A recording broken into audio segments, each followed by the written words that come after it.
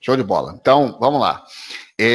Vocês tiveram a parte de anatomia, a parte de sistema nervoso, não tiveram?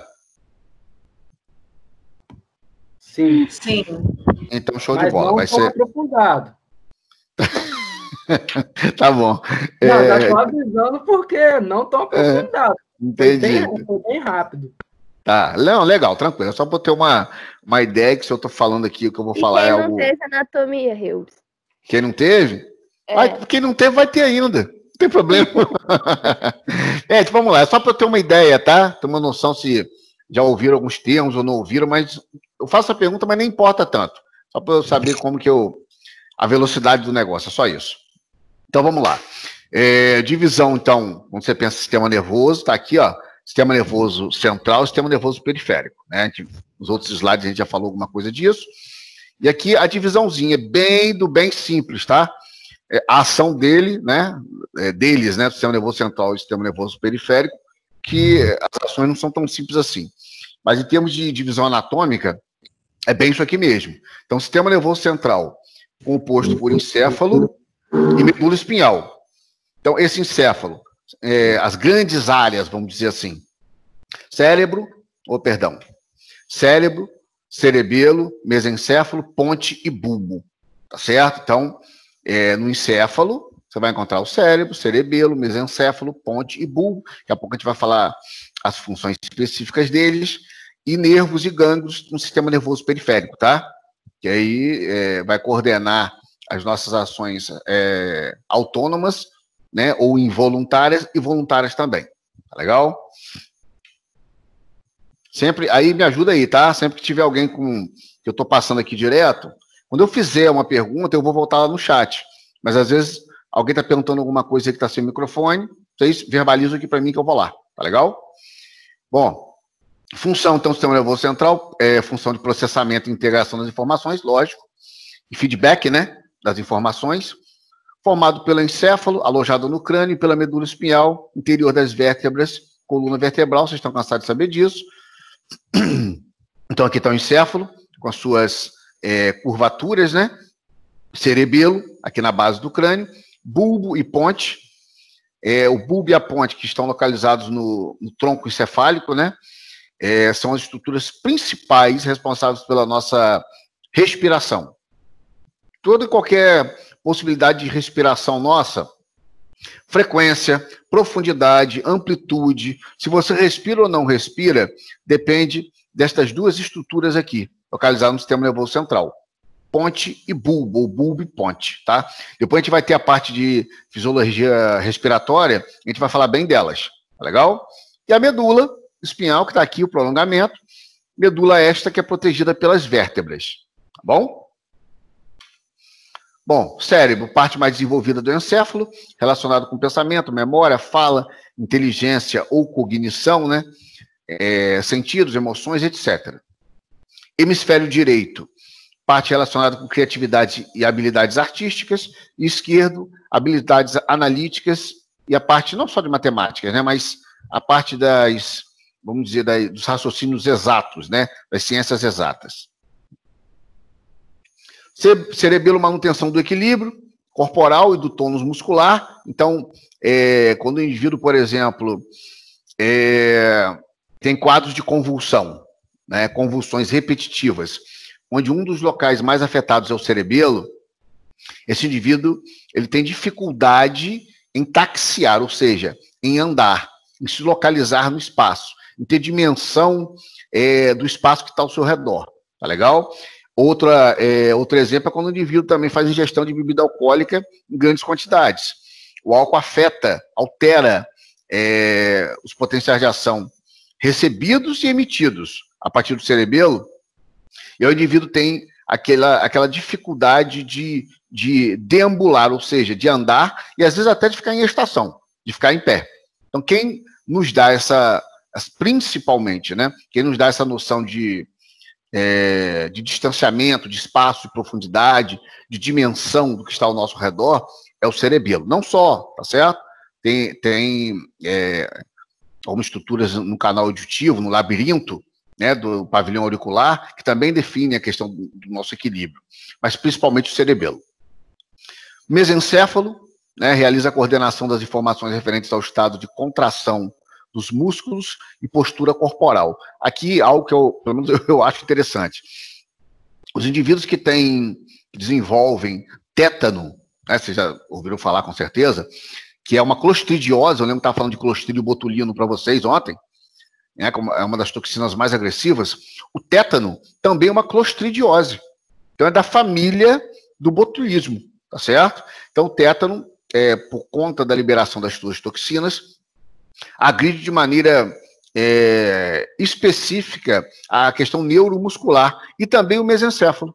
Então o indivíduo tem tetania, que são aqueles espasmos musculares, que são aquelas contrações involuntárias, né, não coordenadas, de um tipo de músculo que deveria receber um controle autônomo, né, já que é músculo esteatoesquelético, ele é de acordo com a nossa vontade, ele é voluntário, não é autônomo. Tá legal? Bulbo, que eu tinha falado para vocês, presença de centros nervosos relacionados com batimentos cardíacos, movimentos respiratórios e tubo digestivo. Principalmente movimentos respiratórios. Eu não sei se eu cheguei a comentar em sala com vocês, que algumas pessoas, infelizmente, sofrem traumas mecânicos, né, traumas físicos por conta de acidentes, e por vezes a questão do tórax não recebeu nenhum impacto. Não tem nenhum trauma, nenhuma lesão importante em nível de tórax. E, consequentemente, não tem lesão em trato respiratório, pensando em pulmões, tá certo? Em sistema vascular que irriga os pulmões, artéria pulmonar, vias pulmonares. Não tem nenhuma lesão nesse sentido. Porém, por vezes o trauma foi um trauma de cabeça com lesão de bulbo e ponte. Eubs, e aí? E aí que o indivíduo faz uma insuficiência respiratória aguda, grave, importante, mesmo tendo integridade do trato respiratório, em termos de pulmões, brônquios, bronquíolos, alvéolos, tudo mais. Tá legal, gente? Vou parar aqui agora um pouquinho e vou voltar lá para ver se alguém está perguntando alguma coisa. Alguma dúvida até aí? Tá de boa. Tô aqui no chat aqui. Alguém quer perguntar alguma coisa? Tranquilo? Não? Então vamos lá.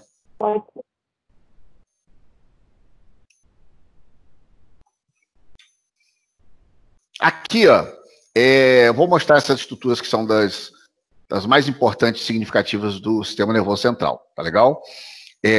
Cerebelo, já tinha falado com vocês, né? É o principal órgão que determina o nosso equilíbrio, né? Nossa condição de manutenção de espaço, de domínio do nosso espaço.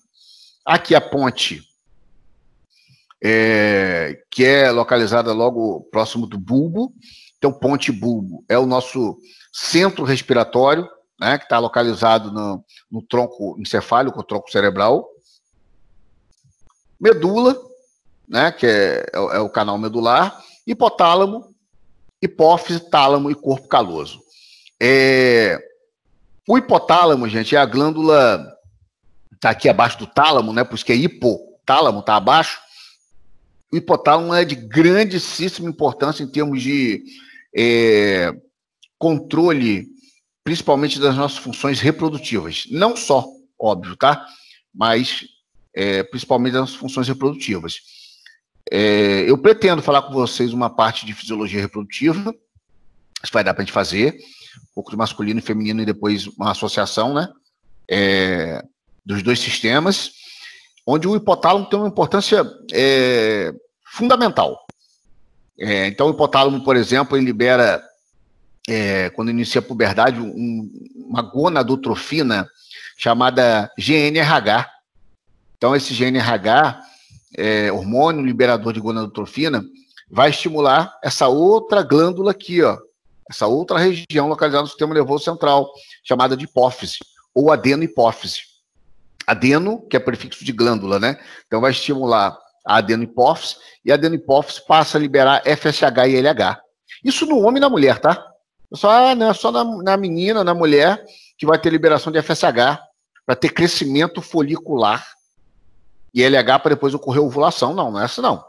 O homem também. O homem também é dependente do FSH e do LH para ter crescimento de células espermáticas, certo? O espermatozoide, para iniciar o seu desenvolvimento, o seu crescimento, a sua maturação, depende do FSH, a sua produção depende do FSH e do LH. Tá legal, gente, até aí? Alguma pergunta? Não. Já Não? tem gente que carro. Gente perguntando lá? É. Então vou Não, lá. queria entrar aqui no. Ah, tá. Já foi, beleza, valeu.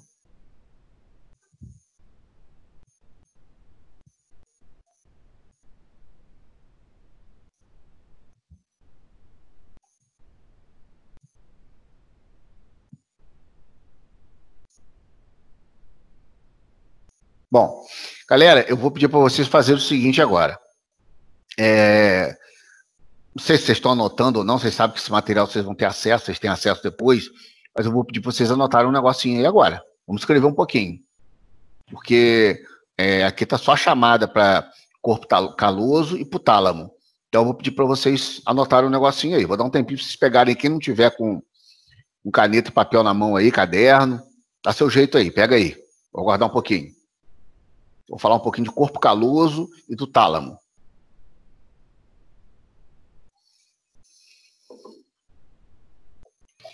Eu já estava com um bloco de notas aqui aberto, anotando tudo que você está falando. Show de bola. Eu digo assim, tem gente que às vezes tá olhando e tal, tá prestando atenção, mas tá sem anotar nada, né? Então, pega aí, porque quero passar umas coisinhas para vocês, pra vocês anotarem. Por favor.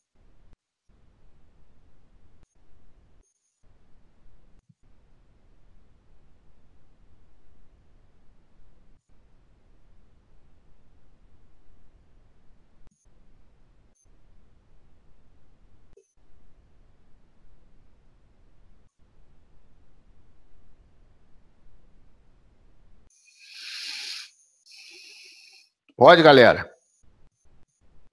Pode. Então tá, vamos lá. Deixa eu voltar lá a imagem. Ó, é o seguinte, coloca aí, corpo caloso. Anota aí, por favor. Formado por feixes de fibras, corpo caloso, formado por feixes de fibras neurais,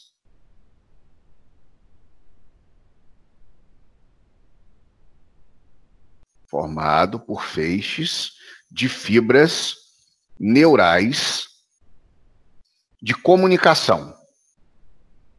Então, corpo caloso formado por feixes de fibras neurais de comunicação. Abre um parênteses aí, por favor.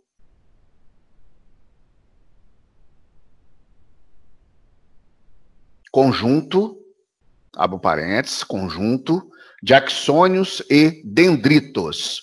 Fecha parênteses. Então, abre um parênteses, conjunto de axônios e dendritos. Fecha parênteses, por favor. Vírgula. Onde estes feixes se cruzam.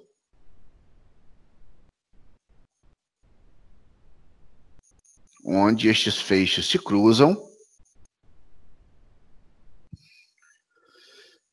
fazendo a conexão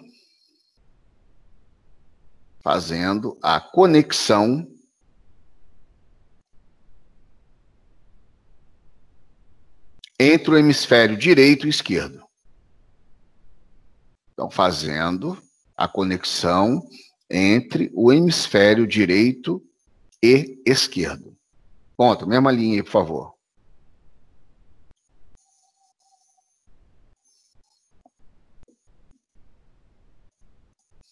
Como os feixes se cruzam, como os feixes. Que feixes, gente? Feixes nervosos, né? Então, como os feixes se cruzam,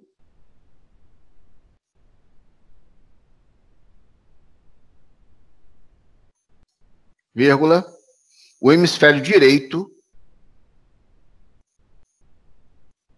como os feixes se cruzam, vírgula, o hemisfério direito controla o lado esquerdo do corpo. E o hemisfério direito controla o lado esquerdo do corpo.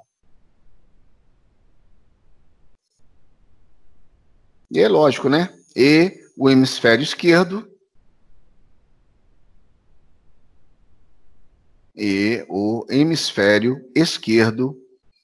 comanda o lado direito.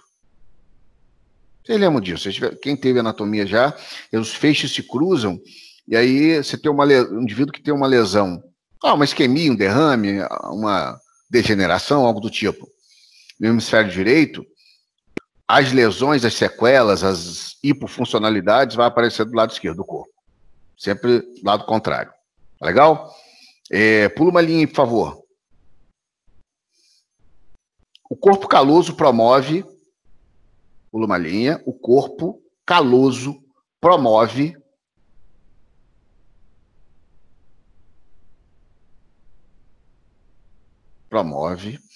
a interpretação... O corpo caloso promove a interpretação das informações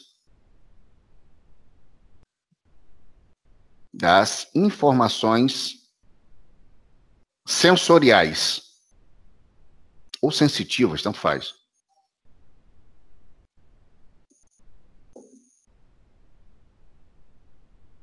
Sensoriais. 2 pontos. Visão, vírgula. Audição, visão, vírgula. Audição, vírgula.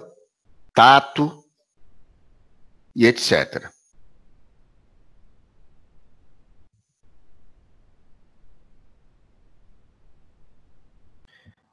Só uma pergunta. Oi, pode falar? Vontade. É que nós não falamos muito sobre, mas é no corpo caloso que ficam as maiores partes dos nervos encefálicos? Isso aí. É responsável pela visão, audição e tato. Isso aí, exatamente. Pelas tato, paladar, essas questões sensoriais, né? Questões sensitivas do nosso corpo. Achou? Sim. Show. Beleza. Tato e etc. Ponto na mesma linha, galera. Aí vai uma curiosidade para vocês, algo que é prático, né? Aplicável. O consumo abusivo de bebidas alcoólicas,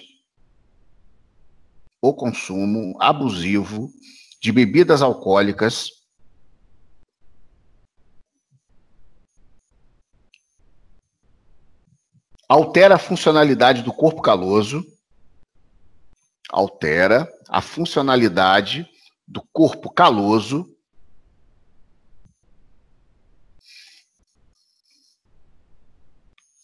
causando dificuldade.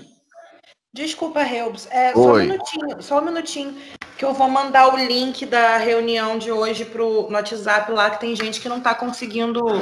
Tá joia. Tranquilo. E eu não estou conseguindo acompanhar para anotar e mandar para eles ao mesmo tempo. Entendi.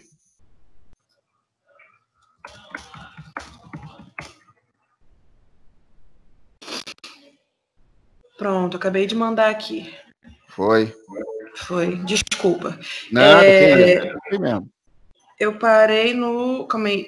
O consumo abusivo de bebidas alcoólicas. Álcool, isso.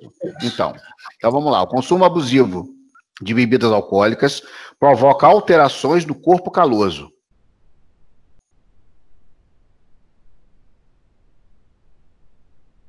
Alterações no corpo caloso, vírgula. Causando dificuldade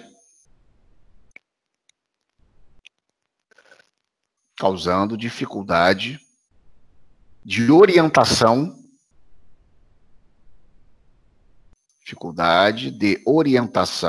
vírgula, na fala, na dicção, né? Então, dificuldade de orientação, vírgula, na fala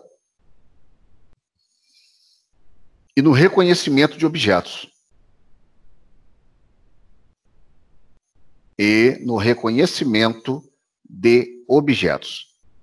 Isso é fácil a gente ver, né? pessoa que ingeriu uma quantidade significativa de álcool, via de regra, modifica a sua dicção, a sua fala. Fala fica mais arrastada, mais pesada, né, que se fala. Então, é por conta de alteração no corpo caloso, certo? A capacidade que ele tem de enviar impulsos nervosos, de receber e enviar comandos a partir do corpo caloso. Tá legal, galera? Posso seguir? Pode. Então, vamos lá. Pula uma linha aí, vamos falar do tálamo. Anota aí. Vê só se tem alguém tentando entrar aí na reunião. Ah, tá. Show. Vou olhar aqui.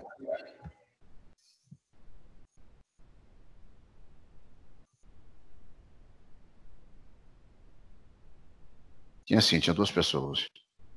Isa e Mariana.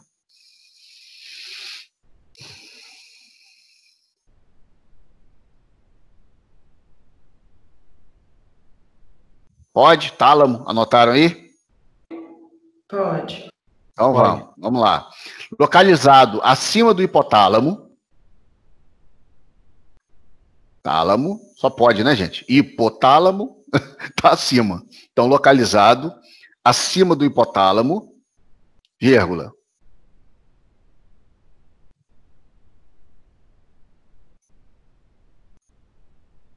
Sendo organizado, localizado acima do hipotálamo, vírgula, sendo organizado por núcleos de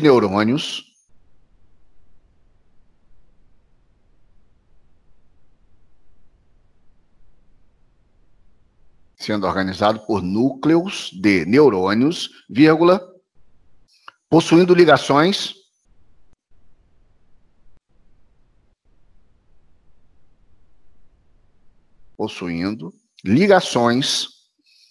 com córtex cerebral. Possuindo ligações com o córtex cerebral. Abra um parênteses, por favor.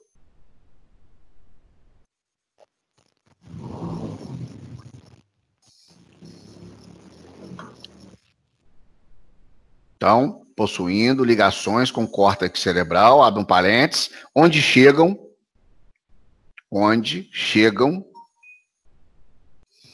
os impulsos nervosos,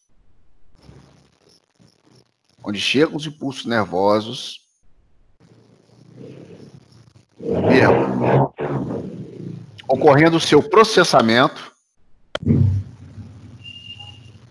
onde chegam os impulsos nervosos, vírgula, ocorrendo o seu processamento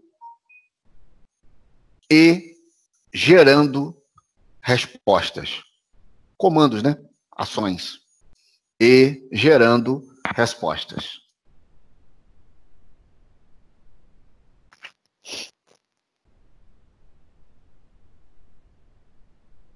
Fez parênteses?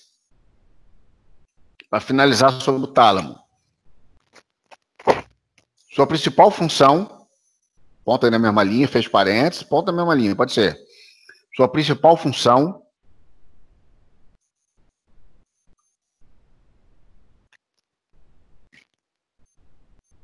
é auxiliar na cognição, que você chama de inteligência, né? Capacidade intelectual. Auxiliar na cognição e na consciência.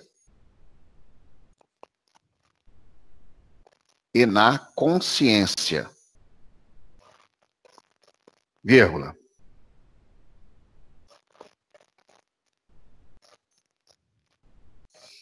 Promovendo a regulação das atividades autônomas.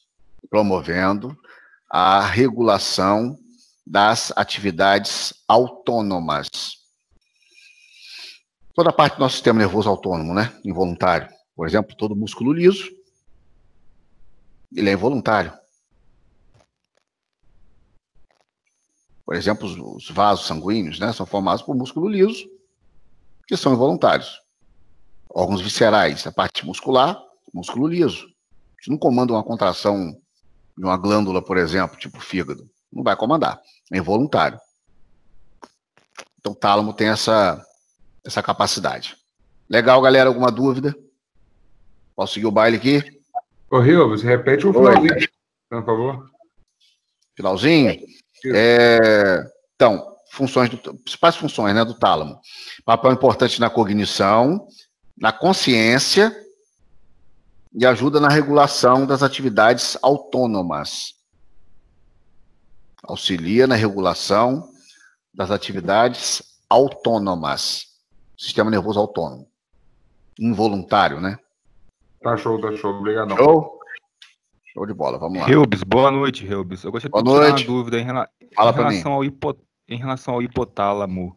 Ele participa também na regulação da temperatura? Tem alguma coisa a ver com a temperatura? Total. O hipotálamo é como se a gente fosse ele fosse um forno elétrico ou a gás, sei lá, o que você quiser. Se ele fosse um forno, o termostato onde você regula a temperatura no nosso corpo é o hipotálamo. Entendeu a analogia aí? Quem perguntou? Foi quem que perguntou? Tio, foi Valdinei que perguntou. Então, entendi, sim, Então, não, tranquilo. Como se fosse um termostato. Sabe, aquele botãozinho que você gira para aumentar a temperatura, diminuir a temperatura daquele forno? Então, no caso do nosso corpo, se fosse um forno, o hipotálamo é o nosso termostato natural, fisiológico. Significa que uma alteração no hipotálamo, uma lesão de hipotálamo, uma disfunção ou uma alteração no hipotálamo, traz consequências gravíssimas para a manutenção da nossa temperatura. Nós somos homeotérmicos, né? A gente não pode ficar variando temperatura de acordo com o ambiente. Legal? Ok, positivo. Bom, aqui são umas áreas mais específicas e detalhadas, né? Com cores diferentes de cada região e cada possibilidade de função ou de funcionalidade, tá bom? Tem aqui só de curiosidade mesmo. E aqui não é curiosidade. Aqui vocês precisam saber muito. São as meninges, né? Então, eu lembro que, creio eu, tá? Que eu conversei com vocês em sala, que todo tecido, todo órgão no nosso corpo tem alguma membrana de revestimento. Mas pode ser muito delgado ou não tão delgada assim. Pode ser uma camada de membrana protetora, pode ter mais de uma camada, mais de uma lâmina. E aqui tá, ó. Quando você pensa em sistema nervoso central, aqui, ó, as 3 lâminas ou membranas ou camadas protetoras do sistema nervoso central.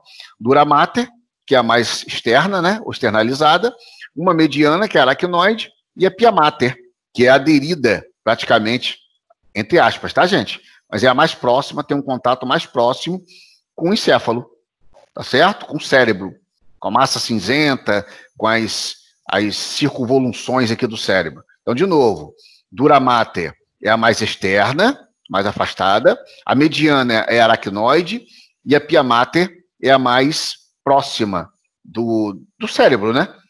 Das circunvoluções do sistema nervoso central. Tá legal, gente? Então, quando o indivíduo tem uma lesão, e aí cuidado, que existem algumas perguntas capciosas aí em concurso público, ou na faculdade também. O indivíduo fez uma lesão de sistema nervoso central, porque teve um comprometimento por conta de uma infecção viral importante. Tudo bem. Teve uma encefalite viral. Tá legal.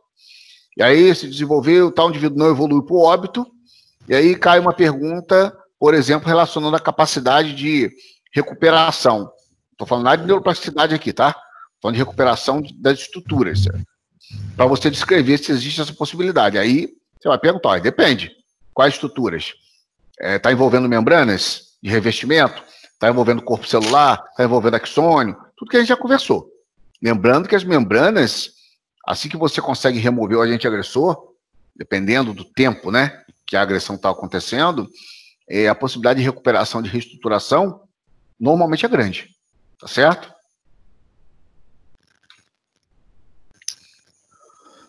Bom, medula espinhal, liga o encéfalo aos nervos espinhais, relacionado com os atos reflexos, ou reflexos, respostas rápidas, sem participação do encéfalo. Então, aqui é o seguinte, está aqui o encéfalo, né, sistema nervoso central, está aqui a medula espinhal, sistema nervoso central. A partir dessas ramificações, você tem o que a gente chama de arcos reflexos. Por exemplo, lá na frente tem uma imagem, mas eu já falo logo. Por exemplo, você pisa em algo pérfuro cortante, certo? Um prego, sei lá, alguma coisa do tipo. que machucou o seu pé, que provocou uma lesão, que provocou dor, incômodo e dor. Rapidamente você tira o seu pé daquele local. Aquela remoção não chegou no sistema nervoso central. Foram essas terminações nervosas aqui que mandaram receber esse estímulo, né, por meio de neurônios de associação, e aí esses neurônios devolveram a resposta por meio de um neurônio motor. O povo ditar isso para você vai ficar bonitinho, eu acho, pelo menos. Por um neurônio motor, que é neurônio de movimento, chegou nas placas motoras, localizadas aonde? As placas motoras? No tecido muscular, estriado esquelético, que possibilitou, que indicou, que comandou você de retirar o pé. E você retirou o pé por quê? Porque teve contração muscular. Lembra que eu falei que sem contração muscular, contração, relaxamento, extensão ou distensão, não tem movimento. Então esse mecanismo, o arco reflexo, não chega ao conhecimento ou reconhecimento do sistema nervoso central. É claro que você tem consciência do que está acontecendo, mas antes de você ter consciência, você já tirou. Já tirou o pé, já tirou a mão de algo que está te machucando, te agredindo, que possa trazer uma lesão importante. Perguntas, galera? Até aí. Helbs, Rafaela falou que tem gente tentando entrar. Tá joia, vou lá.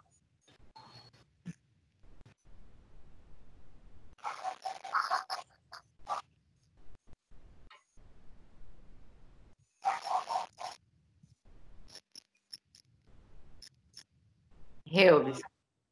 Oi. Ó, pra mim não aparece ninguém aqui não, gente. Querendo entrar, não. Eu acabei de mandar o convite pra tia aqui, pra Shirley, de novo. Ela vai tentar... Vou ficar olhando aqui. Tá, joia. Dá só para repetir de novo mais uma vez essa parte dos estímulos? Então, eu vou... Tem uma imagem lá na frente que eu vou mostrar, vai ficar mais tranquilo para vocês entenderem. Mas é o seguinte, eu estava falando de arco ou ato reflexo. É bom falar de membros inferiores, que está bem distal, né? Bem distante do sistema nervoso central. Então, você pensa assim, poxa, eu fui pisar em algo que poderia me machucar, ou até me machucou, provocou uma lesão, mas rapidamente eu tirei o pé. Eu tive aquela reação sem nem pensar. As pessoas falam, não, tirei, mas nem pensei no que eu estava fazendo. É o que a gente chama de ato ou arco reflexo. Eu estou dizendo que esse ato ou arco reflexo não tem participação do sistema nervoso central diretamente. Você retirou o pé daquela agressão que você estava sofrendo, daquela possibilidade de lesão, ou lesão que está ocorrendo, você retirou para quê? Para que o agravo não fosse maior. Sei lá, um prego, para que ele não entrasse mais. Ou que fez uma perfuração, você rapidamente tirou, o prego nem chegou a entrar totalmente, então você retira para se proteger, o mecanismo de proteção. Esse reconhecimento desse estímulo, no caso estímulo doloroso, né, um incômodo, dor envolvida, a sinalização e a resposta ela é local, ou seja, não chega ao sistema nervoso central. Basta que terminações nervosas interpretem aquele estímulo, neurônios de associação vão entender, receber esse estímulo que vem da periferia, vem lá do seu pé, vão entender, receber, codificar, interpretar e mandar de volta um potencial de ação. Esse potencial de ação vai segue por um neurônio chamado motor, que é o tal neurônio de movimento, que a gente falou tanto semana passada. Neurônio motor, de movimento. E aí, esse neurônio motor conduz esse estímulo até as placas motoras. De novo, lembra que a gente falou de placas motoras? Então, as placas motoras aderidas aonde? Nas fibras musculares. Que fibras musculares, Helbs? Fibras musculares de qual músculo? Estriado esquelético, que produz movimento de maneira voluntária. E aí, rapidamente, você vai retirar a perna, o pé, o dedo, ou seja, para se proteger, sem que tenha um reconhecimento do sistema nervoso central para isso. Tá legal, gente? Você vai editar isso, mas... Eu vou. Lá para frente eu vou editar isso. Deixa eu só chegar a figura. Tem uma imagem aqui mostrando isso. Aí eu passo o dito para vocês. Legal? Eu vou voltar para lá, porque não apareceu ninguém aqui, tá? Pedindo para entrar. Se aparecer, vocês me chamam, por favor. Tá. No caso, então, os neurônios eles estão próximos e eles levam essa mensagem até as outras partes, correto? Não chega no sistema nervoso central, entendeu? Não chega no cérebro. Porque você precisa de uma resposta, de uma ação muito rápida. Se fosse chegar lá, caminhar pelos axônios, chegar no sistema nervoso central, para interpretar o que aconteceu, que você está furando o seu pé com, sei lá, com um prego, com alguma coisa, com uma pedra, ou se cortando, não sei, até você ter esse entendimento, a lesão seria maior. O dano tecidual seria maior. Então, você tem um arco reflexo, que ele ocorre sem envolvimento do sistema nervoso central. É mais regional. Tá legal? Ok, obrigado. Nada. Vamos lá, vou voltar para lá.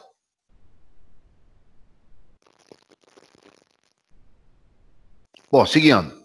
Sistema nervoso periférico, constituído de nervos e gânglios. Nervos, feixes de fibras nervosas envoltas por tecido conjuntivo. Isso é nervo, gente. Feixes de fibras nervosas envoltos por um tecido chamado de conjuntivo. E gânglios, aglomerados de corpos de neurônios fora do sistema nervoso central. Olha, deixa eu falar um negócio para vocês aqui, porque não é que eu seja chato, ou sou chato, sei lá, na questão de termos técnicos, tá? E as definições dos termos técnicos, elas são extremamente importantes, senão fica uma loucura. Você imagina que é alguma coisa, o outro define de outra maneira, e a coisa não flui. Gânglios. É o que você está vendo aqui de definição. Aglomerados de corpos de neurônios fora do sistema nervoso central. Linfonodos ou linfonodos são estruturas completamente diferentes, gente. Com outra função completamente diferente. Tá legal? É até uma pergunta, acho que eu deixei uma pergunta dessa ontem aí para vocês responderem, né? Quando tem uma parasitose, uma infecção, por que os neurônios, os linfonodos próximos a essa infecção, eles dilatam? Não foi? Deixei a pergunta dessa? Pô, as funções são completamente diferentes.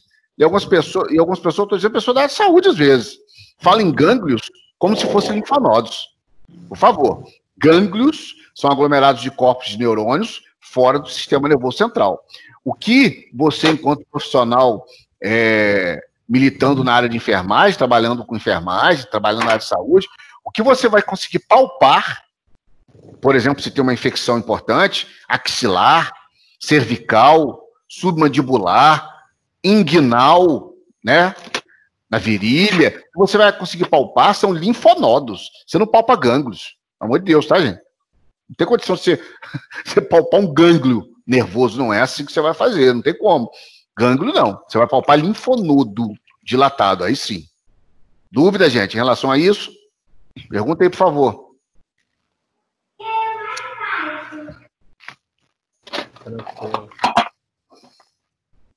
Tranquilo, então vamos lá. Então, função do sistema nervoso periférico, conectar o sistema nervoso central a diversas partes do corpo, claro, né? Então tá aqui, ó, gânglios, né? São esses feixes de fibras nervosas que eu falei para vocês. E aqui tá prolongamento de um axônio, aqui, ó, com bainha de mielina envolvida. E aqui, ó, os nódozinhos ou nódos de Ranvier, que eu tinha comentado com vocês. Já viu, já falou pra caramba sobre isso. Quanto ao sentido do impulso nervoso, nervos sensoriais ou sensitivos são aferentes. O que significa isso?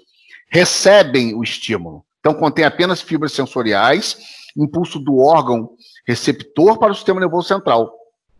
Voltando, traduzindo isso, os nervos sensoriais ou sensitivos, eles são aferentes. Tudo que é aferente é que chega, que vem para o sistema nervoso central. Vem da onde?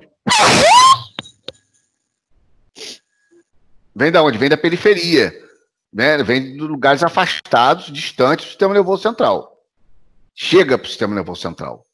E os nervos motores são eferentes, ou seja, é a partir do sistema nervoso central que são liberados estímulos, impulsos ou potenciais de ação, impulsos nervosos, para o órgão efetuador, ou seja, para as placas motoras, para que o movimento aconteça, para as glândulas, para que a contração das glândulas aconteçam. Tá legal?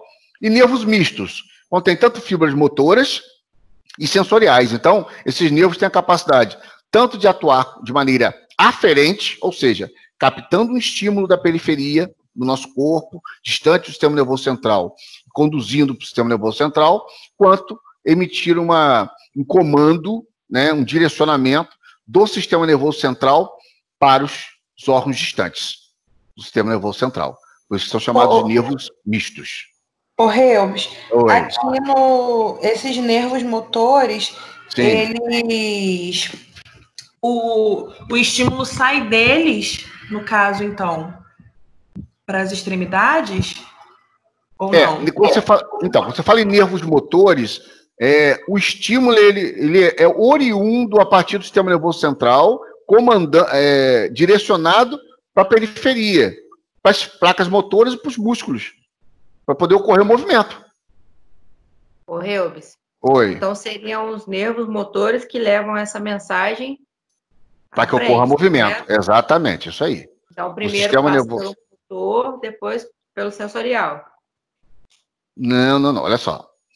Quando você tem nervos sensoriais, eles são responsáveis por conduzir o que acontece em termos sensitivos no nosso corpo, principalmente distantes do sistema nervoso central, conduzindo essa mensagem para o sistema nervoso central. Então, nervos sensoriais vão perceber o que acontece fora do sistema nervoso central. Tá legal até aí? Show? Sim.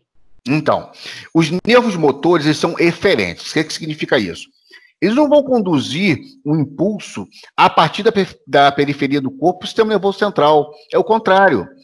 O impulso nervoso, o potencial de ação, sai do sistema nervoso central e vai ser conduzido por esses nervos motores até as fibras ou placas motoras, para que os movimentos aconteçam. A direção é que é diferente. O sensorial, vamos dizer assim, é de baixo para cima, ou seja, dos órgãos distais para o sistema nervoso central, e os nervos motores do alto, ou seja, do sistema nervoso central, para baixo, ou seja, para atingir as fibras motoras ou placas motoras para que o movimento aconteça. E eles são conscientes, né? No caso, a gente que comanda isso. Sim, depende. Tem nervos motores que são voluntários, outros que são voluntários. Tipo, porque quando a gente fala em motor, nervos motores, a gente pensa em andar, movimentar um braço, contrair uma mão. Mas e os pequenos movimentos? Sim, a gente associa isso. Mas e os pequenos movimentos? Tipo, uma contração de um vaso sanguíneo, já pensou? Uma artéria que se contrai? Isso depende de chamado de miorreflexo, né? Reflexo muscular. Isso depende da liberação de mediadores químicos, de neurotransmissores, que tem envolvimento de nervos motores, para que esse movimento aconteça. É de pequenos movimentos a grandes movimentos corporais. Então, no caso, o sensorial, vamos supor, você deu o exemplo do prego, correto? Sim. Então, o sensorial, ele manda a mensagem, é ele quem manda a mensagem, não o motor, correto? Isso aí, para o sistema nervoso central, isso aí. Tá. E o motor, ele faz o contrário. Vai receber a mensagem a partir do sistema nervoso central e vai chegar nas fibras ou placas motoras para que o movimento aconteça. Lembra que nervo motor não é só para você andar, para pular, para movimentar os braços, mas os pequenos movimentos corporais também. Sim. Então, o responsável por tirar o pé para não encravar mais o prego seria o motor. É o nervo motor. A mensagem é o sensorial. Isso aí, por isso aí. Tem que ter a participação. O nervo motor, ele é responsável pelo batimento cardíaco, por exemplo? Também, porque aí quando você fala em coração, não sei se chega... não, foi com vocês não. Porque a gente não falou de parte cardiocirculatória ainda. Vai falar. Então, a gente vai falar ainda. O coração, ele tem uma região chamada, não só essa, mas é a principal, chamada fibras de His-Purkinje, que ele faz como se tivesse uma autonomia para produzir seu próprio potencial de ação. Então, ele tem uma capacidade de funcionamento relativamente independente do sistema nervoso. Por que eu falo relativamente? É claro que ele depende do estímulo do sistema nervoso, né, de impulsos nervosos, de potencial de ação. Só que o coração, ele tem um marca-passo, vocês já ouviram isso, um marca-passo fisiológico, que ele tem a capacidade de gerar sua própria eletricidade, claro que por um tempo, né, dependente sim do sistema nervoso, ele produz sua própria energia para manter suas contrações, para manter a bomba dilatando e contraindo constantemente. Ah, então, tá. Então não vem diretamente, então, do sistema nervoso central. Não, então, ele tem... Não. Vem sim. Estou dizendo o seguinte. Ele tem um grau de autonomia. Que os outros tecidos não têm. Só o coração tem esse grau de autonomia. Vocês devem ter ouvido já, pessoa que teve morte encefálica, né? Foi diagnosticado lá, constatado, né? Um laudo lá, hora da morte, sei lá, 13 horas. Porque fez um eletrocefalograma, não tinha um traçado de onda, de frequência cerebral. Perfeitamente. Tecnicamente, esse indivíduo está em óbito, a partir de tal hora. Só que o coração ainda continua realizando suas contrações. Às vezes por 1 minuto, eu falei isso, eu acho, por 10 minutos, por 20 minutos. Por quê? Por conta dessa capacidade que ele tem de autofuncionamento, de autogestão dos seus impulsos elétricos. Mas é claro que vai parar também, tá? Como todo órgão, como todo tecido, é dependente do sistema nervoso. Central e periférico. Só que ele ainda tem uma autonomia, ainda tem um grau de autonomia. Tá legal? A parte do feixe de Ries, então. Feixe de Ries. Feixe de Ries, isso. Feixe de Ries por Kind. Eles que fazem esse trabalho, então. Principalmente, isso aí.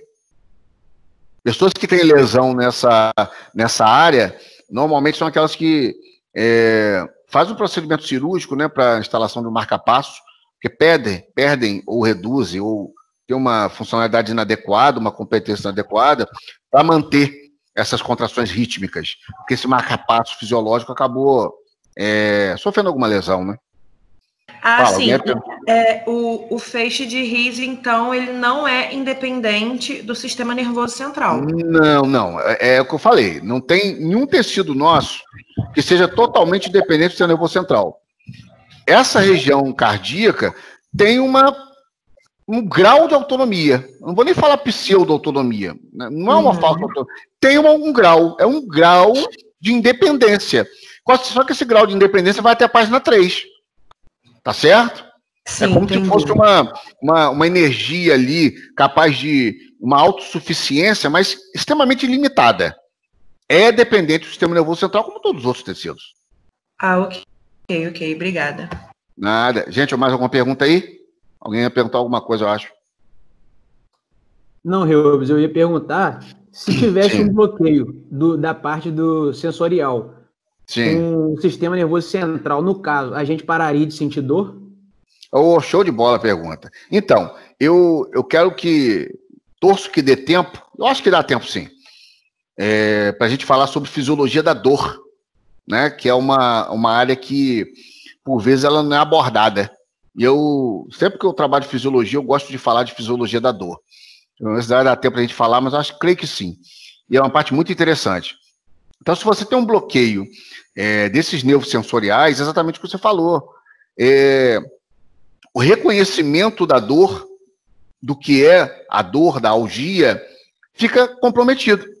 Mas não é só isso que define o reconhecimento, a identificação do processo doloroso. Ainda tem os receptores para dor.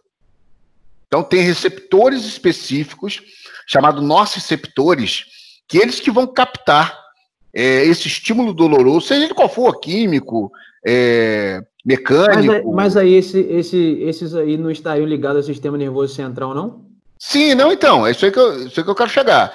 Esses receptores receberiam esse estímulo, aí você teria uma identificação regional do local, tanto que se você perfura, sei lá, o dedo indicador da sua mão esquerda, você não vai sentir dor na direita, né, do indicador da direita. Então, esses receptores vão identificar que houve um comprometimento, uma agressão, e conduzir esse estímulo por meio dos nervos sensoriais até o sistema nervoso central e você reconhecer que houve uma lesão e houve dor. Mas, como você perguntou aí, colocou, se existe a lesão, existe a identificação do nociceptor, que são esses receptores para dor. Só que esse impulso, ao passo que deveria ser conduzido pelos nervos sensoriais até o sistema nervoso central, existe uma obstrução, um comprometimento nesse caminho, o indivíduo não sente dor devido àquela lesão. Tem até uma doença, não tem? Tem algumas doenças que os indivíduos têm tanto comprometimento na condução do impulso desses estímulos sensoriais, quanto também da quantidade de nossos receptores. Então, aí você pode pensar assim, deve ser ótimo, né? Não sentir dor. Não, é péssimo. Porque você tem alguma lesão, tem algum agravo, tem algo se desenvolvendo e você não sente dor. É a dor que sinaliza pra gente que existe algo acontecendo de anormal. A gente vai procurar auxílio por causa da dor. Se você não sente dor, tá tudo bem, só que não tá tudo bem. Por vezes, as lesões estão acontecendo, só que você não consegue identificar. Elvis, a parte dos sinais vitais continuam normais nessas pessoas? Então, depende, né? Se você não tem, por exemplo, a dor aguda, você tem taquicardia, você tem taquipneia, você tem aumento da frequência respiratória e frequência cardíaca. E isso, por vezes, faz uma hipertensão, que pode ser até aguda, naquele momento ele faz um pico hipertensivo e depois controla. Se você não tem essa sinalização pelo sistema nervoso, que é quem iria comandar essa resposta de taquicardia, taquipneia, aumento na sudorese, hipertensão, você não tem esses sinais. A lesão pode estar acontecendo e você não ter a manifestação desses sinais. Fisiológicos, né? Uma resposta corporal. Tudo, né? Até desde a parte da dor, se você não sentir, você não vai expor. Você não expõe os sinais. Perfeito, é isso aí. A manifestação dos sinais necessita de um reconhecimento. E aí um feedback, uma resposta, liberando hormônio. Por exemplo, hormônio marcador da dor, sabe qual é o principal? Não é o único, tá, gente? Mas qual é o principal? Bradicinina. Você já deve ter ouvido falar também. Então, a bradicinina é um dos principais hormônios, dos neurotransmissores, que sinalizam que existe um processo de algia, de dor, em alguma parte do corpo. E aí, mas não tem reconhecimento, não tem encaminhamento dessa mensagem pelos nervos sensoriais, por exemplo, como é que vai ter a resposta contrária liberando esses neurotransmissores? Então, os sinais não mudam. Eu ia te perguntar como que iria ser, tipo assim, como que a pessoa identificaria, né?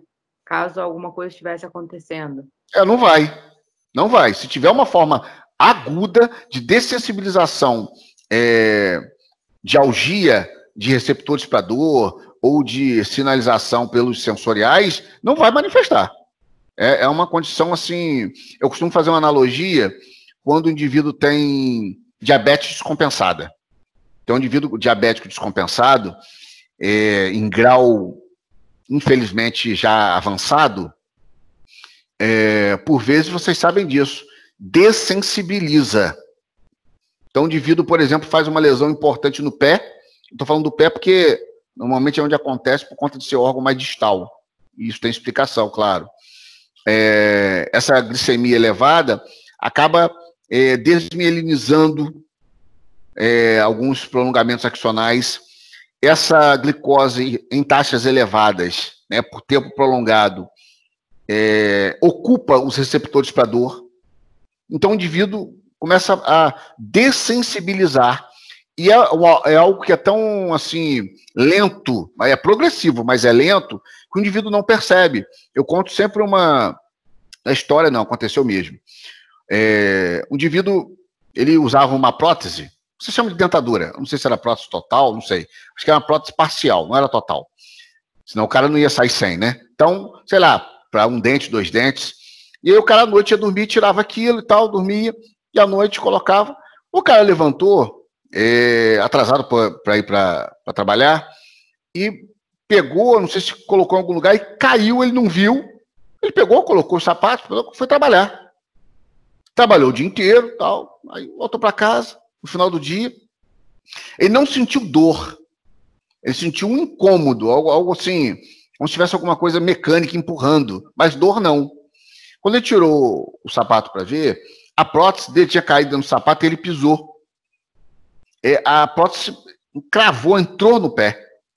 Né? Uma posição ali, ele andando o dia inteiro, a prótese entrou, perfurou o pé e ele não sentiu ao longo do dia todo. Mas é um indivíduo com uma condição de hiperglicemia patológica importante que compromete o reconhecimento de dor, de algia e a sinalização que existe uma agressão. Tá legal, gente? Não é só termo de cicatrização que o diabético, por exemplo, né, tem dificuldade cicatricial. Não é só isso, já não seria só isso, né? Mas ainda tem essa questão de poder acontecer uma lesão, o indivíduo não identificar porque está dessensibilizado. Ô, Reubs, não me chama de enjoado, não, só mais uma pergunta. Não tá à vontade. Então, eu trabalhei com hemodiálise. O que acontecia várias vezes era que os doentes crônicos, eles tinham uma pressão surreal de alteração e eles não sentiam nada. De onde que vem essa parte dos neurônios? Não, que pressão... Para não acontecer essa informação do paciente não demonstra algia nenhuma e ele está com um sinal vital surreal de alteração. Então, durante a diálise. Sim, durante a diálise. Então, mas essa alteração que você está falando de pressão é o quê? Elevação ou queda da pressão significativa? Ou os dois, né? Durante a diálise. Eles não sentem a elevação. A hipotensão, eles passavam mal e aí reagiam a isso. Mas a pressão alta, né? A hipertensão, eles não estimulavam reação nenhuma. Então, deixa eu te falar. Deixa eu te falar um negócio. Você sabia que várias pessoas são hipertensas desde, às vezes, 10 anos de idade? Ou até ser mais agressivo, 5 anos de idade, já são hipertensas. Não hipertensas graves, mas já começa com picos hipertensivos, por conta de um tipo de hipertensão chamada essencial, né, genética, herdada, a hipertensão chamada de primária. O indivíduo, por vezes, é hipertenso um tempão e não sabe, e não sente nada, porque porque discutir isso assim é muito superficial, mas eu vou tentar, tá? Eu só perguntei... Fisiologicamente... Não tem problema, não. Essa parte de neurônios, tem alguma coisa envolvida também? Sim. Não, então, vou te dizer o que tem, claro que tem.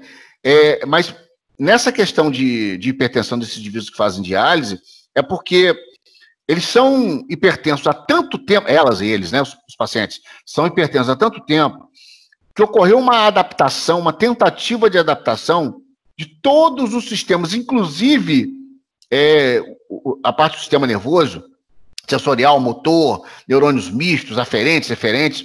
Ocorreu uma tentativa de conviver com aquela hipertensão, com aquela pressão elevada, não tratada, para tentar a manutenção da vida do indivíduo. Então, todos os sistemas sofrem, tá? Não estou dizendo que, ocorreu uma adaptação, então tá tudo legal. Não está legal que os caras estão fazendo diálise. Via de regra, você que trabalha com isso, você sabe disso. Quer fazer diálise? Não, ninguém quer. Mas por que chegou lá? Via de regra, são hipertensos não tratados a longo prazo, a médio e longo prazo. Você sabe disso. Se tiver diabetes, então, associada também, não compensada, um abraço. Vai chegar lá. Vai ter que dialisar. E aí são indivíduos que... Oi. Não é só quem faz diálise, não. Eu tenho paciente em casa, assim, que tem hipertenso e bate 28, não sente nada. Não, então, não, eu sei. Estou comentando diálise porque ela perguntou aí. Outra colega aí perguntou. Entendeu? Mas é exatamente o que eu quero falar para vocês. Que por vezes o indivíduo tem um pico hipertensivo. Você acabou de falar de 28, 25, 21 e não tem sensação nenhuma. Porque está adaptado. E pior ainda, vai no cardiologista, o cardiologista fala assim, não, sua pressão tá quanto? Sei lá, 150 por 100. 15 por 10. Não, para você tá boa. Porque você já tem uma pressão que é acima disso. Não tem nada, tá boa. O que significa isso? Que existe uma tentativa de adaptação corporal. O indivíduo não tem a sensação de dor, de incômodo. Isso para a maioria, tá, gente? Isso para a maioria. Existe esse processo de adaptação se essa hipertensão ela foi ocorrendo a médio e longo prazo. Se o indivíduo... Oi, desculpa. Se o paciente for idoso, por exemplo, para quem é idoso, a limítrofe, no caso, é diferente de quem é mais jovem, ou não? Então, porque esse é um debate que que eu gosto muito de fazer e gostaria de fazer olhando para vocês, mas não tem problema. Vamos começar a conversar. Tá rodando tudo a aula. Hein? Ó o hormônio. O hormônio que identifica a dor.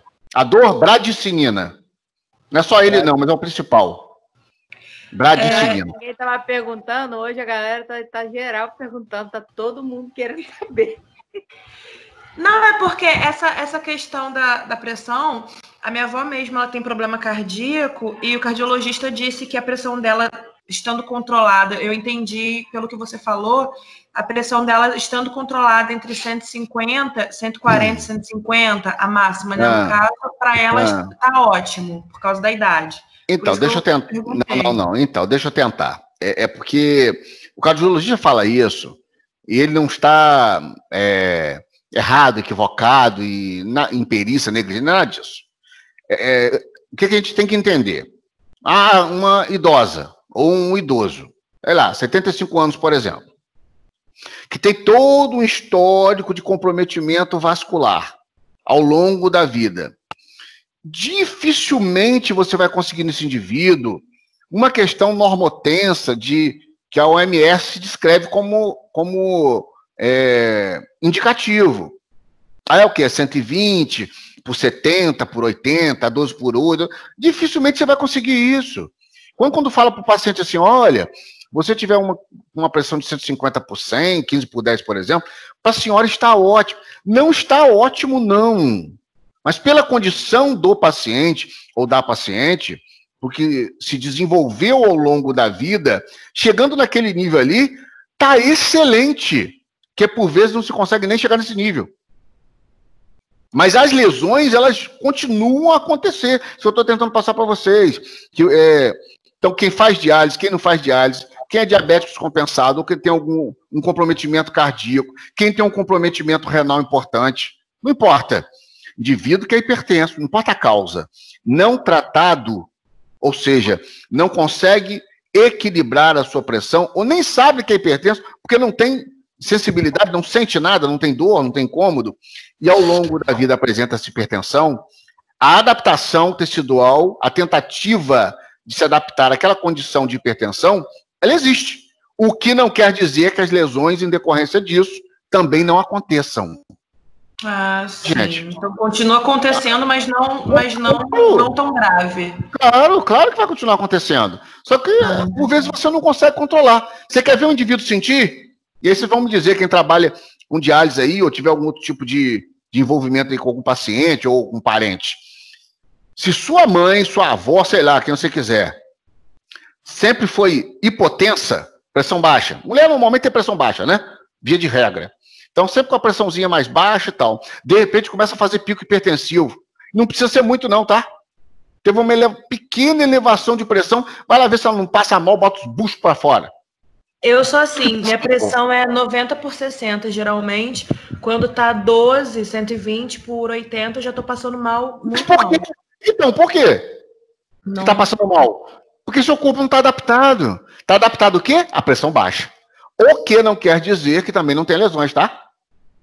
Quando eu digo adaptação, não é que está tudo bem, obrigado, não. Mas é uma tentativa do corpo, dos sistemas, se adaptar àquela condição. É o seguinte, gente, trabalha com o que se tem. A pressão baixa que o indivíduo está apresentando, que o paciente apresenta ao longo da vida, o corpo tenta se adaptar. As lesões vão acontecendo de maneira silenciosa, insidiosa, mas vão acontecendo. Aí pega um paciente desse, uma pessoa dessa, e faz uma pequena elevação de pressão, tá aí, ó, você acabou de falar, a sua vai para 120 por 80, que dentro da OMS, hoje até fala em menos um pouco, mas vamos deixar assim, 12 por 8, você passa mal pra caramba. Por que passa mal pra caramba? Eu tenho todos os sintomas, eu fico com dor na nuca, fico com enjoo, fico com tudo. O corpo não está adaptado, os seus sistemas não estão adaptados a uma elevação de pressão. Tá legal? Ok. Show, gente, a gente vai ter, se Deus permitir, vamos ter outros em sala, tete a tete. Tá legal? Tá ok, Reubens, obrigado. Nada, valeu. Deixa eu tentar avançar aqui, vamos lá então. Bom, aqui está falando o seguinte, sistema nervoso periférico, né? Então ele é subdividido na questão do sistema nervoso voluntário, a gente já tinha falado, e do sistema nervoso autônomo. Voluntário é tudo ligado ao que a gente tem vontade, quer, tem desejo de alguma coisa e vai fazer, vai realizar a ação. Isso que é voluntário. E o sistema nervoso autônomo, ou involuntário, independe da nossa vontade. Esse sistema nervoso, chamado de autônomo, subdividido em simpático e parasimpático. Se eu me lembro bem, semana passada a gente falou um pouquinho de sistema nervoso simpático e parasimpático. E aqui é bom que tá anotadinho aqui, vai ficar para vocês de uma maneira didática. Então, sistema nervoso autônomo, subdividido em simpático e parasimpático. Praticamente todas as ações do sistema nervoso simpático, que são irradiados a partir de ambiente torácico e lombar, vão estimular o metabolismo, vão acelerar, elevar o metabolismo. Olha aqui, ó, principais neurotransmissores do sistema nervoso simpático: adrenalina e noradrenalina, epinefrina. São hormônios que vocês estão cansados de saber disso, que aceleram o metabolismo. E aí, já em contrapartida, tem que existir um indivíduo para contrabalançar esse negócio, né? E qual indivíduo que existe? Essa parte aqui do sistema nervoso autônomo, chamado de parasimpático, para contrabalançar e equilibrar o simpático. Então, esse parasimpático, os estímulos normalmente emitidos a partir do encéfalo e medula espinhal, a porção final, que é a sacral, onde o principal neurotransmissor é a acetilcolina. Então, quando a gente fala em ação, o neurotransmissor adrenérgico, você está falando do sistema nervoso simpático. Ação ou efeito colinérgico, você está falando em sistema nervoso parasimpático. Via de regra, o simpático estimula e o parasimpático lentifica. Fala, galera, dúvidas aí, por favor, até aí. A parte do simpático, então, entra a parte de todos os sistemas que a gente não controla. Vamos supor. Isso aí. Intestino, bexiga, pulmões, o coração. Coração, é isso. O cérebro mandando mensagem para isso tudo. Diminuindo também, isso que correu. Contrabalançando a ação do simpático. Entendi. Fala. Mas aí no sistema no simpático, sim, ele não é completamente autônomo, não? Porque, tipo, a gente pode diminuir nossa respiração, pode, sei lá, controlar um pouco a respiração. Tá bom, mas esse controle você fez... vamos fazer o seguinte, eu sempre quando se pergunta isso, eu falo o seguinte: para de respirar. Puxa o ar e para. Você vai falar assim... A respiração é involuntário, é involuntário. Eu tô entendendo o que ele tá falando. Algumas pessoas se concentram... Não, eu sei, mas eu quero dizer que, tipo assim, que a gente tem um pouco de controle sobre isso, não totalmente, que a gente tem que respirar, lógico. A gente necessita de respirar. Quando der vontade de ir no banheiro, vai no banheiro. Quando der vontade de fazer xixi, vai fazer xixi na roupa. Não é a mesma coisa. A gente não tem... É autônomo. Eu não estou entendendo o que ele está falando. Tipo, você se concentra... Algumas pessoas, então, têm uma capacidade de abstração maior, de concentração maior, baixa seu nível metabólico, seu nível adrenérgico significativamente. E aí, é claro, frequência cardíaca, movimento respiratório, tudo isso acaba se reduzindo também, acompanhando essa redução, né, de metabolismo. Perfeitamente. Mas eu vou te dar um susto. Você está lá concentrado, de olho fechado, tentando baixar toda essa frequência que você está falando. Aí eu te dou um susto. Quando eu te dou um susto, tudo se quebra. Fala assim, não, eu vou continuar com a minha frequência cardíaca baixa. Não vai continuar, porque eu acabei de te dar um susto. Se fosse voluntário, se você conseguisse comandar isso, você não iria modificar a sua frequência. Você toma um susto, viu que não foi nada demais, mas não, a frequência aumenta, independente da sua vontade. Porque quando você toma um susto, uma situação que a gente chama de luta ou fuga, uma situação limite, não precisa ser nem limite, mas um susto, por exemplo, você tem uma descarga de hormônios adrenérgicos, independente da sua vontade. Então, é claro que os efeitos de aumento metabólico, eles vão acontecer, não tem jeito, independente da sua vontade. Então, dá essa sensação que a gente, não, eu consigo comandar em parte o sistema nervoso autônomo. E aí isso não é nem que seja discutível. Até que ponto o indivíduo consegue comandar um sistema nervoso que é autônomo e voluntário? Eu digo a você, é um pseudocontrole. A gente pensa que tem algum controle sobre o sistema nervoso autônomo, em termos de baixar metabolismo, baixar frequência, respiratória, cardíaca, mas é um pseudocontrole, porque, de fato, a gente não consegue determinar a liberação desses hormônios. Fala, no caso de susto, então, seria o simpático, né? Luta e fuga. Como é que é? Luta e fuga, então, seria o simpático. Vamos lá, vou dar um exemplo. Então, você está caminhando aí, São Fidélis, e chega um indivíduo para te assaltar. Ainda bem que aí praticamente não tem isso, mas vamos dizer. Quando você vai, um indivíduo vai te assaltar, você toma um susto muito grande. Usa um exemplo de um profissional, um atleta, por exemplo. Como seria essa parte de um atleta que ele consegue controlar mais? Ele estaria com mais controle nesse sistema parasimpático do que o simpático? Não, mas aí é a parte emocional que você está falando. Você está falando do atleta profissional, que vai começar uma prova ou uma competição, alguma coisa do tipo. Vamos supor, a pressão arterial dos atletas são mais baixas, a frequência cardíaca de um atleta é mais baixa. São coisas que tem como ele controlar e não. Não. Mas você sabe por que é relativamente, proporcionalmente mais baixo, esses parâmetros que você falou aí? Porque tem uma competência de funcionalidade maior. Quando ele está em exercício, ele precisa que esteja controlado. Não é só isso. O indivíduo tem uma competência de funcionalidade cardíaca, circulatória, respiratória, renal, de sistema nervoso tão grande, por ser um atleta profissional, condicionado, uma alimentação adequada, sem uso de drogas lícitas ou ilícitas, ou seja, todo o pacote envolvido, que tem um controle orgânico muito maior, muito mais fino, muito mais equilibrado. E é claro que o equilíbrio entre esses dois hormônios vai ser maior. Gente, você quer ver eu falei isso em sala também. Você vai trabalhar todo dia, aí quando você abre o olho para trabalhar, antes de você abrir o olho, você já está pensando, meu Deus, vou encarar mais um dia de serviço naquela desgraça, naquele lugar lá. Esse pensamento seu já fez com que ocorresse uma descarga do sistema nervoso simpático. Adrenérgico, te adrenaliza, e uma adrenalização ruim, não boa, diferente de um atleta profissional, como você perguntou aí.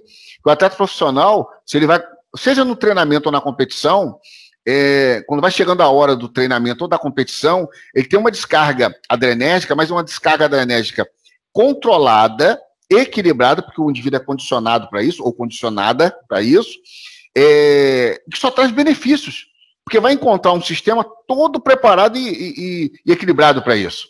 Diferente do indivíduo que é sedentário, se alimenta mal, dorme pouco, e é tabagista, e, sei lá, bebe demais, e por aí vai. Tá legal, gente? Sim, então, em caso de susto, luta e fuga, é o simpático mesmo. Então, susto e luta e fuga, por exemplo, né? É o simpático que vai te adrenalizar para quê? Para você lutar ou correr, ou fugir. Por isso que é luta ou fuga. O que esse simpático faz, principalmente? Taquicardia, a gente já falou, taquipneia, diminui o peristaltismo, então diminui o trânsito gastrointestinal.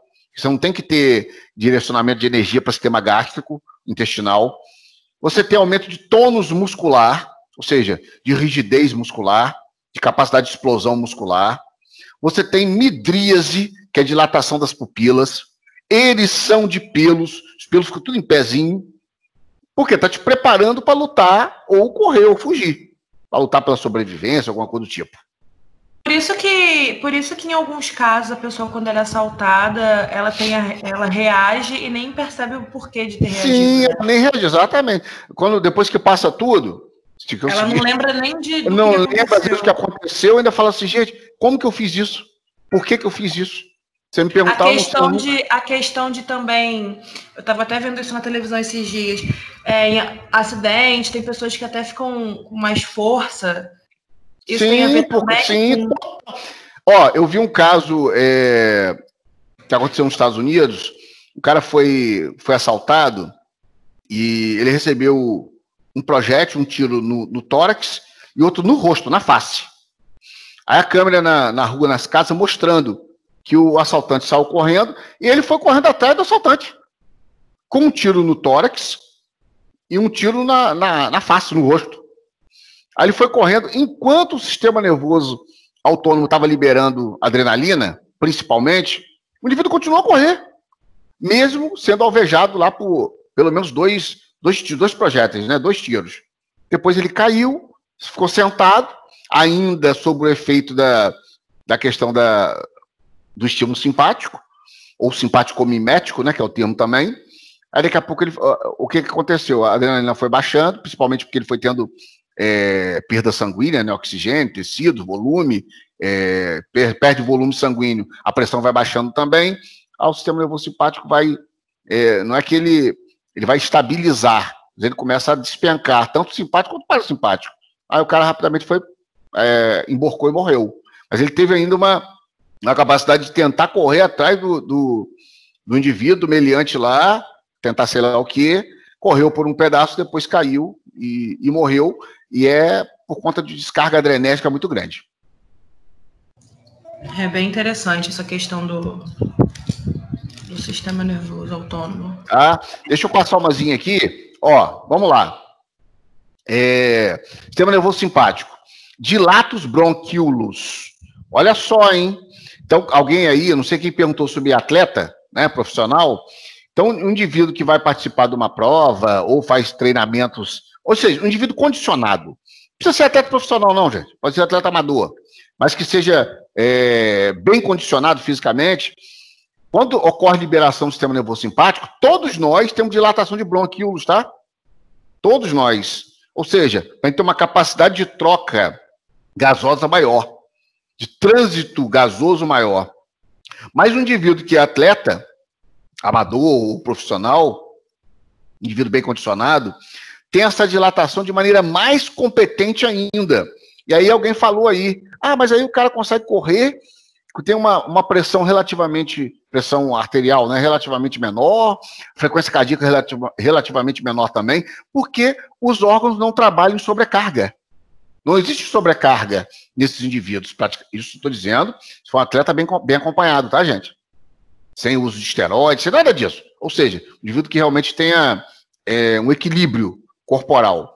Então, esses brônquios dilatam de uma maneira tão competente, o cara tem uma oxigenação, uma renovação de nutrientes tão competente, enquanto recebimento de nutrientes mesmo, não só oxigênio, que o cara faz uma corrida, às vezes, exaustante, que o outro não chegaria nem à metade, quase iria infartar, morrer, ter uma lesão grave. O indivíduo é condicionado para isso, faz uma corrida sem grandes desgastes, desde que seja dentro do condicionamento dele, ou dela, né? Então, ó, sistema nervoso simpático que a gente já tinha falado, aumento de batimentos cardíacos, da frequência cardíaca, secreta adrenalina, já tinha falado, diminui as secreções gastrointestinais, diminui a questão de motilidade, tá? Porque você não tem que direcionar energia para esse sistema agora, você tem que direcionar para tecido periférico, para músculo, principalmente músculo estriado esquelético e cardíaco.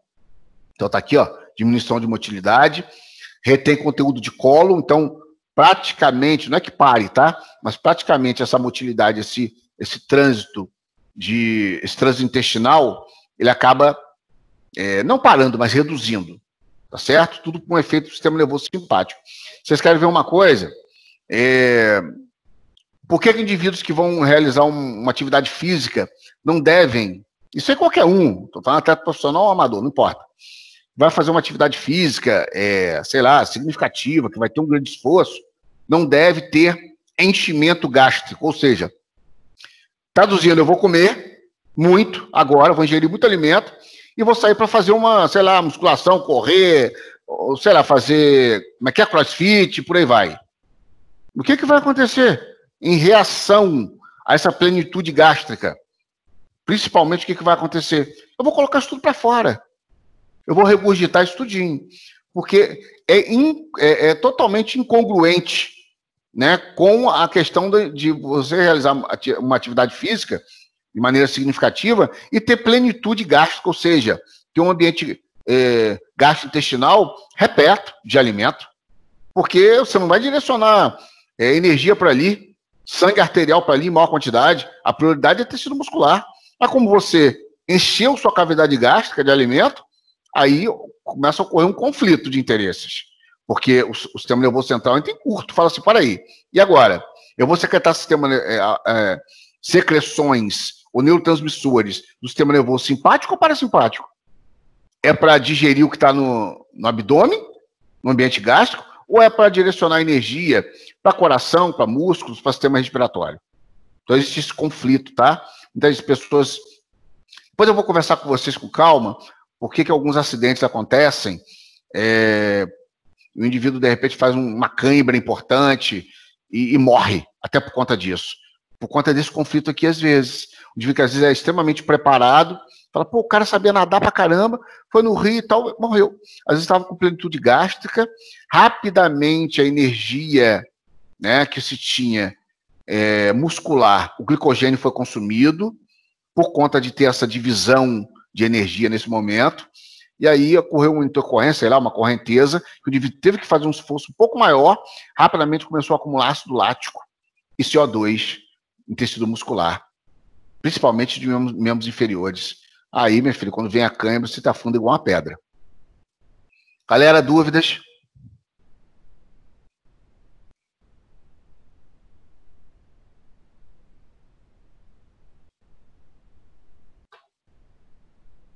Ô, Reubi, só uma pergunta. O parasimpático é o nosso estado normal?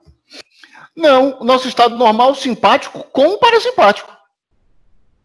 O equilíbrio dos dois. Isso é o nosso estado normal. Ah, sim. Eu vou te dar um exemplo. Eu já entendi o que você está perguntando. Você quer ver uma ação do parasimpático bem interessante? O que eu acabei de falar. Quando você está com muita fome, saiu de casa, vai trabalhar, não conseguiu tomar café, não comeu nada e tal, trabalhou, aí 1h da tarde, está morrendo de fome. Aí você vai almoçar. Você almoça demais, come demais, você ficou muito tempo sem se alimentar. Aí você vai e come demais. Qual a sensação que você tem depois? Não é de letargia? De sono? Sonolência? Aquilo ali é efeito do sistema nervoso parasimpático. Ah, sim. Entendeu? Aí depois que passar essa fase, vem o simpático para tentar compensar. Então você me disser, quando eu estou em equilíbrio, em repouso, qual o sistema nervoso? São os dois. Atuando de maneira... sempre em harmonia, no caso. Isso, como se fosse uma gangorra. Isso é o ideal. Fisiologicamente falando, isso é o ideal. Tá. Ô, Reuvis. Oi. Entra também a questão do metabolismo. A questão do metabolismo seria em qual das duas fases? As duas fases em equilíbrio também? Também.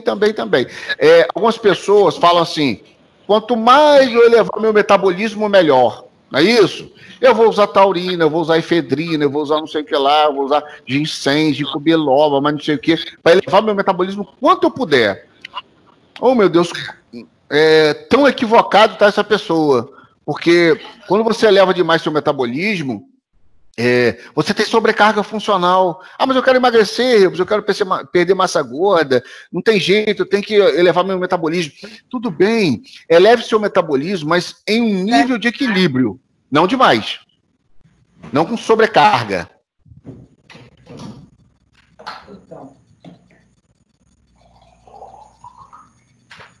Galera, e aí, mais alguma pergunta? Acho que você falar de novo.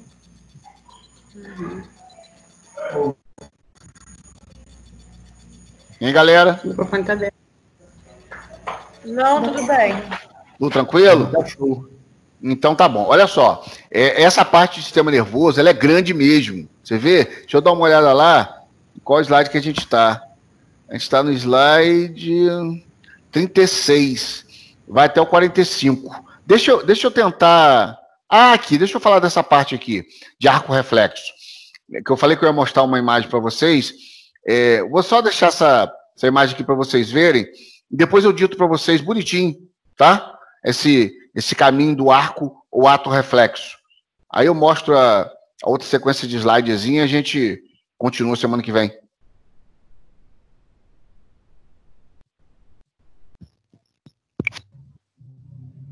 Tá legal, galera? Tá show. Então tá bom. Um abraço, boa noite para vocês, valeu. Valeu pela aula, Reups, foi maneiro. Valeu, boa noite aí, boa noite aí. Boa aula. Hoje a aula acho que foi... Eu já acho que a aula foi mais produtiva do que todas que a gente já teve já.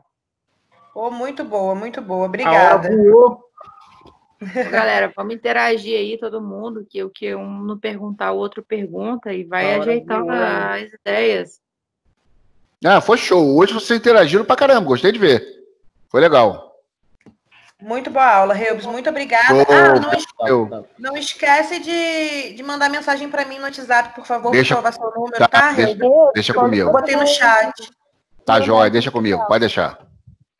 Boa noite, Valeu, gente. Boa noite, professor. Boa noite.